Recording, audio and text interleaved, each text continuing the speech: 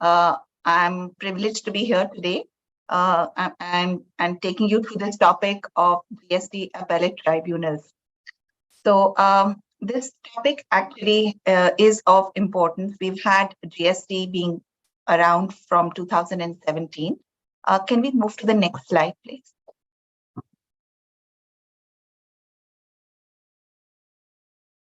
Yeah. So we've had GST since 2017. And in today's session, we want to cover the following topics. This is just giving you an idea of what we would cover later today. Next slide, please.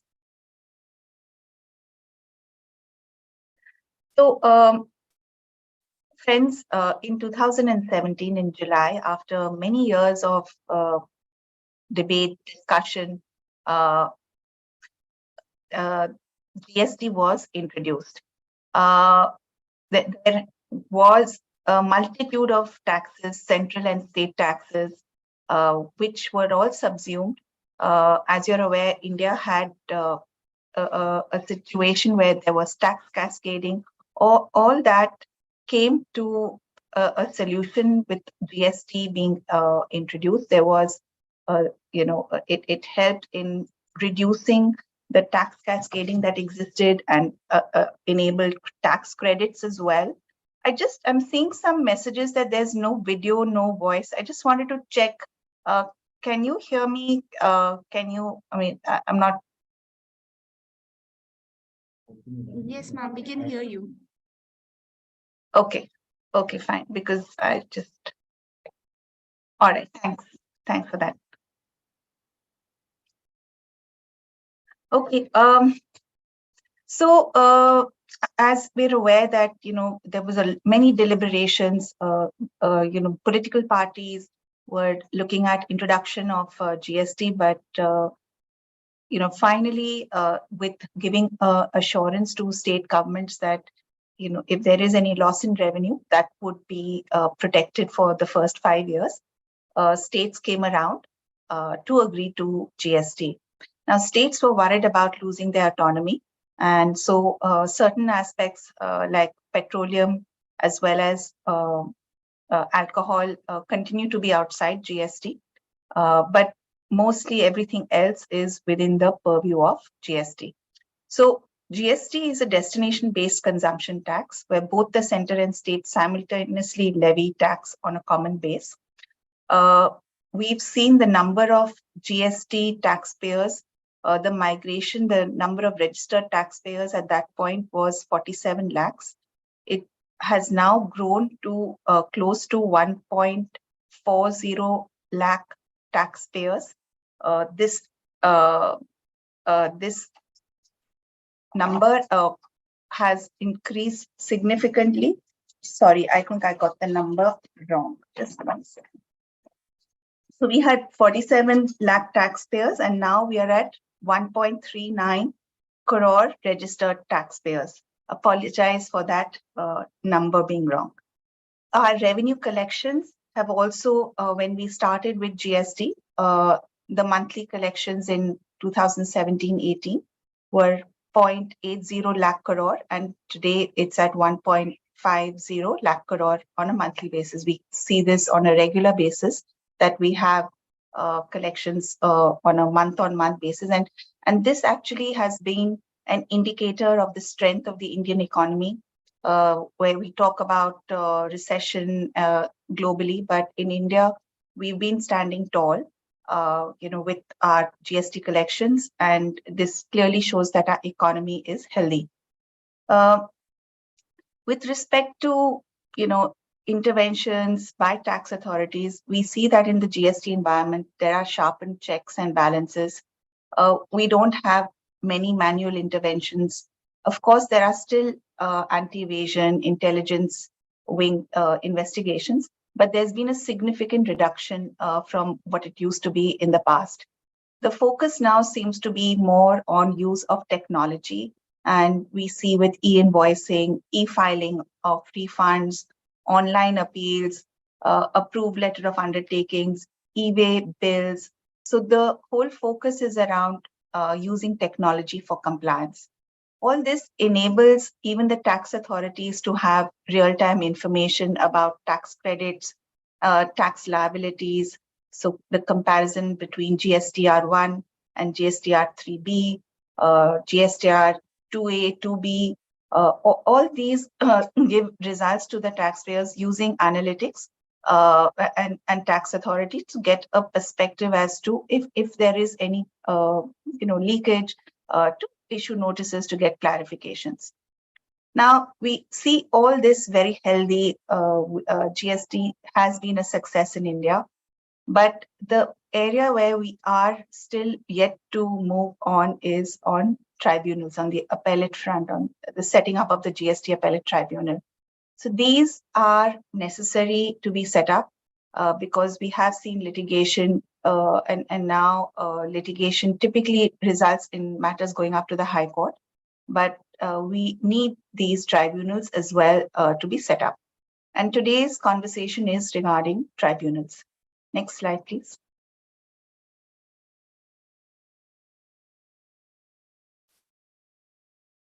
So the appellate structure that we have under GST is that we, in this table, you would see that you have the jurisdictional officers, and then from there to the appellate authority, and then the GST Appellate Tribunal, then the High Court, and then the Supreme Court. Jurisdictional officers are expected to pass their orders within a period of 3 years from the due date of the annual return. Now, this date has been extended recently from for the years 17, 18, 18, 19, 19, 20. So the new dates within which orders need to be passed are December 23, March 24, and June 24, respectively. And this would be extended if the period was a fraud situation. The jurisdictional officers are likely to pass orders, and then from this order, you could go in appeal to the Commissioner Appeals or the Joint Commissioner Appeals. There's a time period which is prescribed within which an appeal can be filed. So it is a period of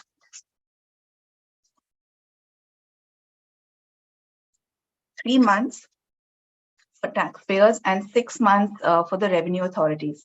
So taxpayers have a shorter window as compared to the revenue authorities. The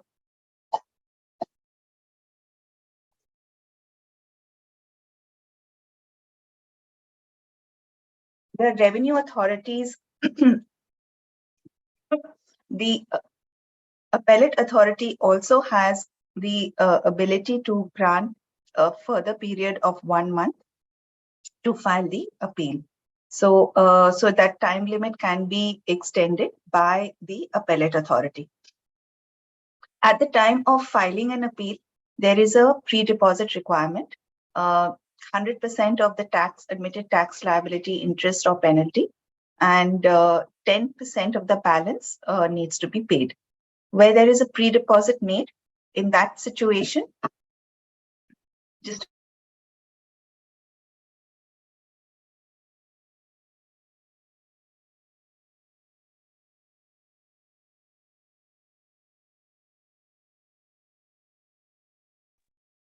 in case there's a pre-deposit made, in that situation, there is no stay, there's an automatic stay which happens.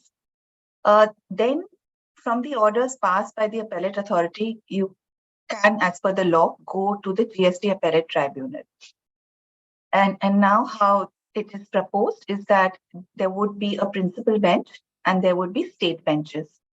So the time frame, again, similarly 3 months for the taxpayers and 6 months for the revenue authorities. And the appellate tribunal can give an extension of 3 months again to file the appeal. There's a memorandum of cross objections which needs to be filed, and this time period within 45 days, and this time period can be extended by another 45 days. The pre-deposit amount here is 100% of the admitted tax, interest or penalty amount, and 20% of the balance amount. And this will take into account if there's has been any pre-deposit made at a previous stage. So that would be considered while considering the amount to be deposited at the appellate tribunal. From the appellate tribunal, matters can go up to the High Court if it is against the order of the appellate tribunal and on matters involving question of law. If it is from the principal bench of the appellate tribunal, the matter will go directly to the Supreme Court. So matters can go to the High Court within 180 days of the communication of the order. And to the Supreme Court, the time period is 60 days from the date of issuance of a certificate by the High Court. So, and the time period by the High Court can also be extended.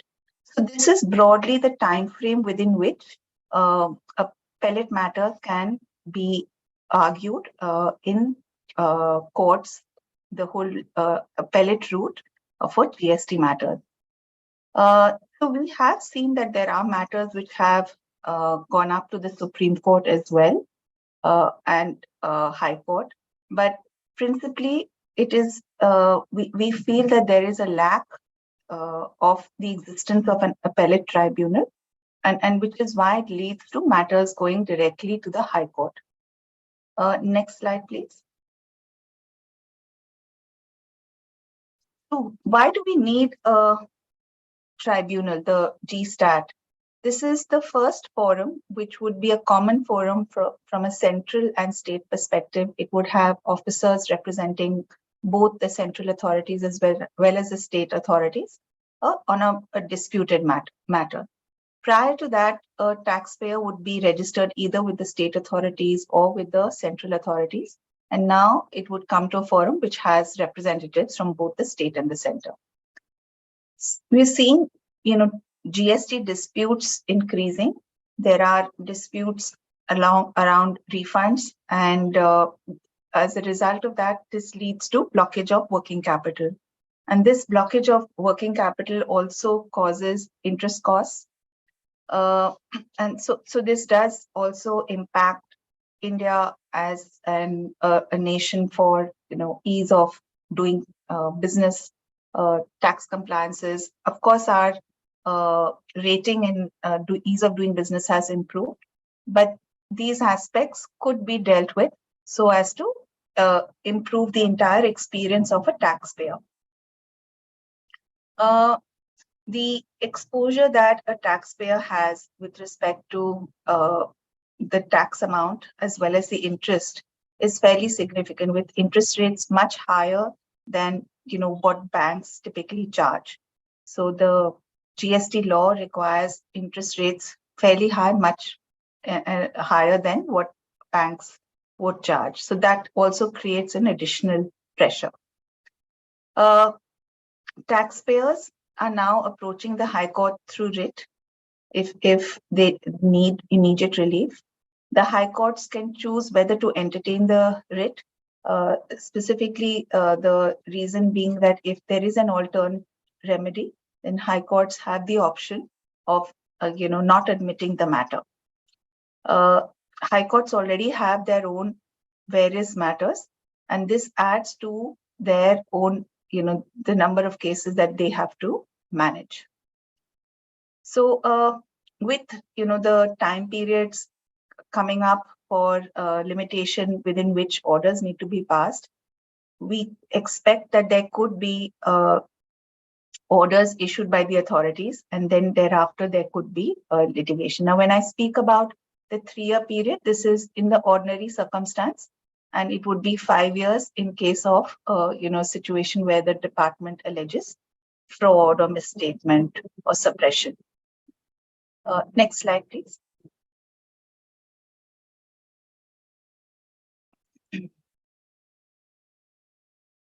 So the question that arises is, why have the tribunals not been set up?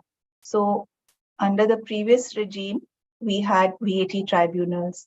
We also had the Central Excise and Customs Tribunals, CESTAT though they still continue to exist, but for matters which are of the past. But under GST, we still don't have it set up. The reasons why they haven't been set up are multitude. There were objections by the states. They wanted parity in the share of members in the tribunal between the state and the center. So they wanted equal representation. Now this has been addressed, and going forward, the state benches will have 2 members from the state and 2 from the center, 1 each a technical member and a judicial member. Then qualification and experience criteria of technical members. There was an aspect around that as to what should be the qualification. There was a requirement that additional commissioners or equivalent rank would be eligible to be technical members. However, state authorities did not have a designation similar to that. So there was a back and forth on this aspect. Then ratio, what would be the weightage of judicial and technical members, and how would decision making be done? Now this has been decided that it will be 50-50. Then on the number and constitution of benches. So whether there would be a national tribunal with state benches now, or would there be just independent state benches? This has now been revamped, and there would be a principal bench which would be in Delhi, and states would have they could have multiple benches, and that has been prescribed. That's yet to be decided as to how many, but there are guidelines around this.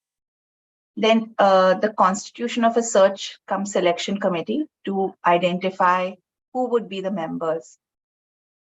So the initial requirement was that it would be the Chief Justice of India, a retired Supreme Court Chief Justice, and his, a team along with him. Now this has been altered, but they will need to be set up.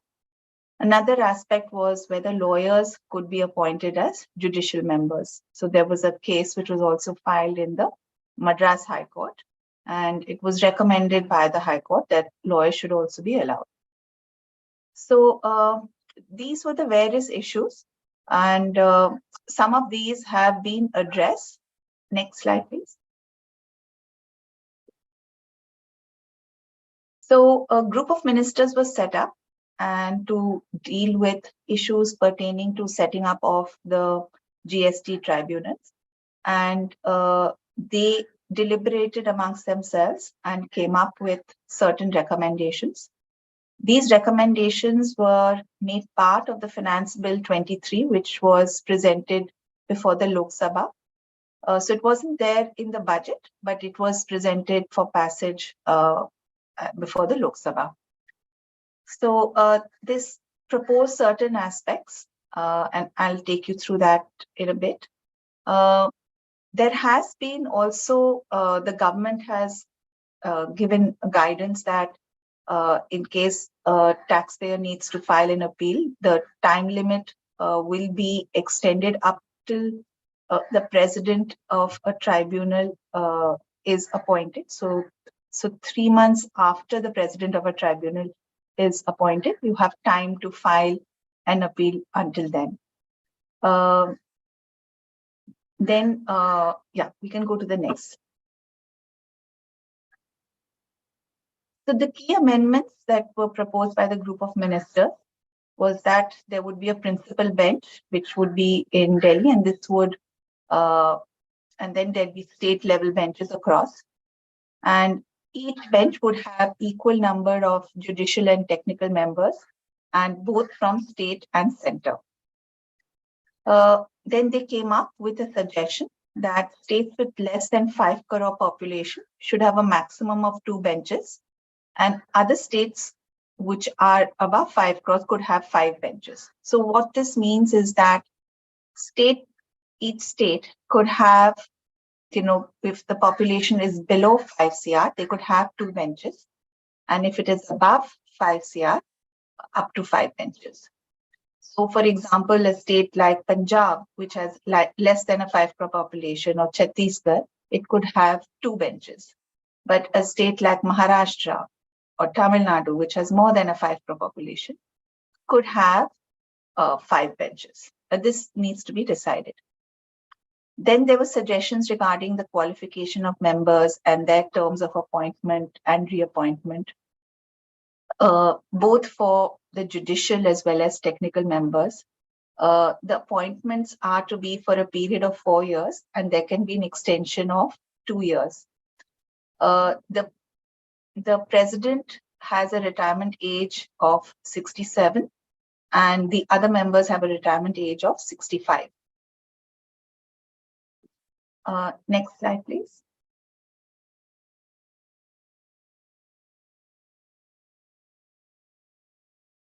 So while we had the provisions, just take you through what the provisions were before the Finance Act and then post the Finance Act, the amendments that were proposed. So previously, what was proposed that there would be a national bench, and there would be a president and a technical member from the state and the center. So that was what was proposed previously. And these provisions are the ones that were a point of debate, and there were case litigation around this. There were objections as well, discussions. Then, apart from the national bench, there was a regional bench, and a state bench, and an area bench. And these would have a judicial member and then 1 technical member from the state and the center. This was the previous plan. And then there was an issue regarding parity, which I discussed. State and center, states felt that center should not have, more of a say. It should be equal. So to overcome these objections, the amendments have been made in the Finance Act, and the amendments really provide that there'll be a principal bench, which would be in New Delhi, and there would be state benches. So like we discussed, in case of states which have a population of up to 5 CR, 5 crore, you can have 2 benches, and beyond that, above 5 crore population, you can have 5 benches. So you could have multiple state benches. And the constitution of the principal bench would be a president, a judicial member, and a technical member from the state and the center. And this principal bench would only hear matters relating to place of supply. The state bench would have 2 judicial members and 2 technical members representing the center and the state. Now, in case there is a majority is not reached, if you see the composition is 2 judicial members and 2 technical members, then a member from another bench could be added to this state bench so that there could be a majority ruling, or the matter could be referred to another larger bench. So there are provisions around that. Next slide, please.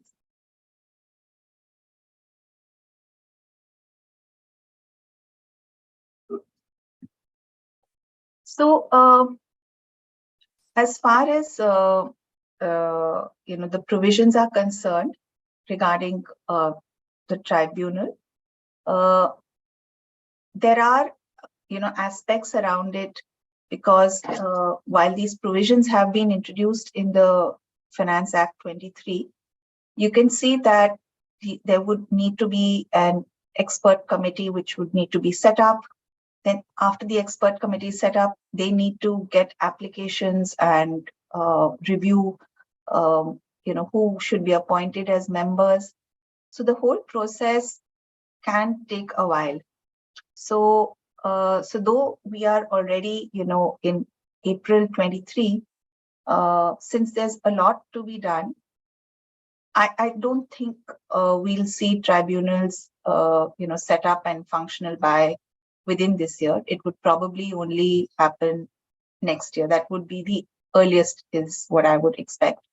But yes, if it does happen, that would be good, for taxpayers, as well as generally overall it would be better even for litigation which we have in the country. But today it does seem slightly distant.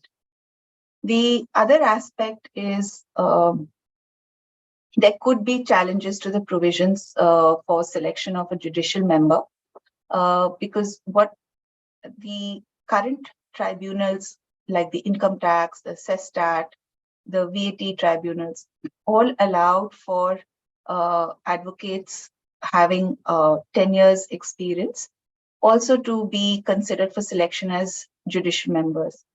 But lawyers, advocates in the current provisions of the GST law, which pertain to a selection of judicial member, they don't allow for advocates to be eligible.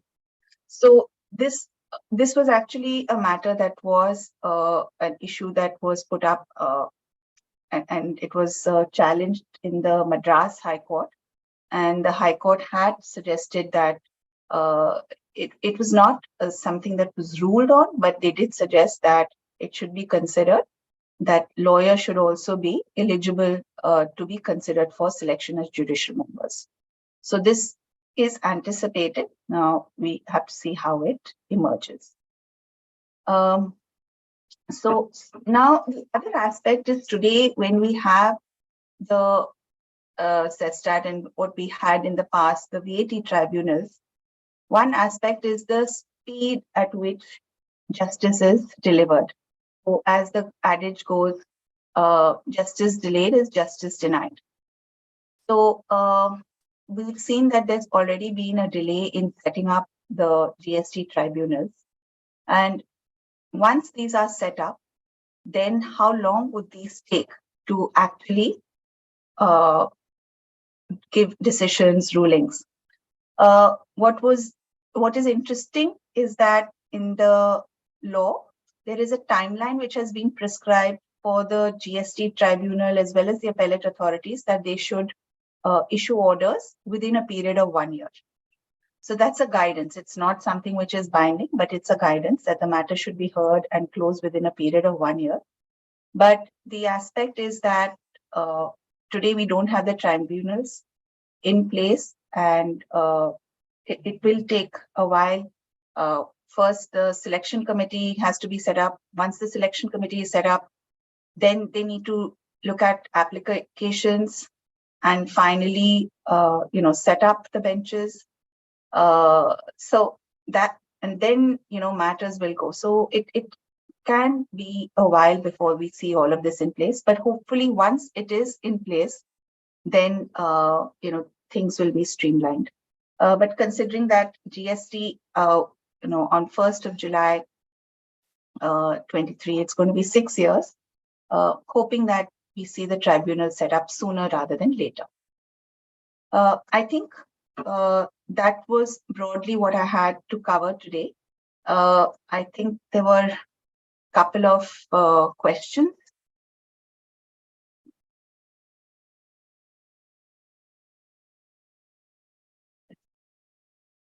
I think there is this question which is,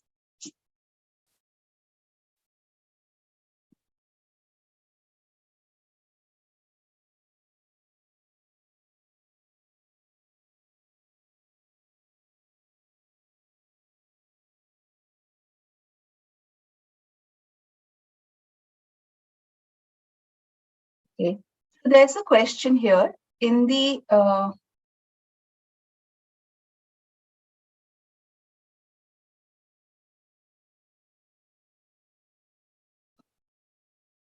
so in the absence of a GST Appellate Tribunal,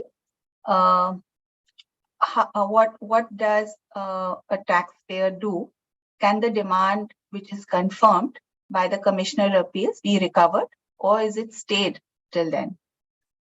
So essentially the answer to that is that the CBIC has provided that there should not be any forceful implementation of any order until the time period for appeal is over. So appeal to be filed in the GST Appellate Tribunal, which means the time period for to file an appeal before the GST Appellate Tribunal is essentially 3 months after the president is appointed of the tribunal. So it really means that in case of a negative order, the authorities cannot enforce it until the tribunal is set up, as well as the president has been appointed. And within 3 months of that, if an appeal is not filed, thereafter they can pursue it. So that. Okay. Then there is another question. Since there is no tribunal, can a taxpayer approach the High Court directly through writ? So there was a case, this was Palo Alto Networks, where this matter came up. And what was held in that case was that the taxpayer, if they approach the High Court can decide whether there is an alternate remedy or not. In case there is an alternate remedy, they will not entertain the matter. But in the absence of an alternate remedy, the CBIC has said that they will not oppose any writ application. So what it really means that the CBIC, Central Board of Indirect Tax and Customs, recognizes that the tribunal is not there and they will not oppose any matter in case a taxpayer goes to the High Court by way of a writ. So that's how it is.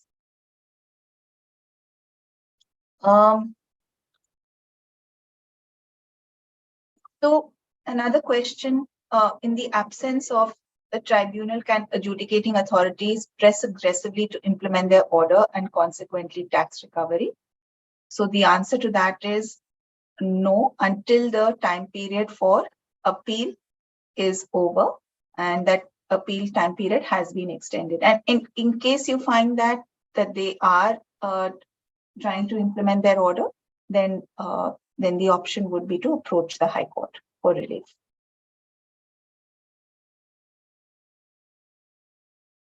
There was a question about whether CAs are allowed to become judicial members like an advocate. So advocates also today are not allowed to, they under the GST Tribunal. They are eligible for CSTAT as well as income tax tribunals, but those are advocates, but not for the GST Tribunal. Interesting question, whether revenue should not be charged penalty for such delay in setting up tribunals as they do in taxpayers' case. I wish there was equity, but we don't have equity when it comes to the government and taxpayers.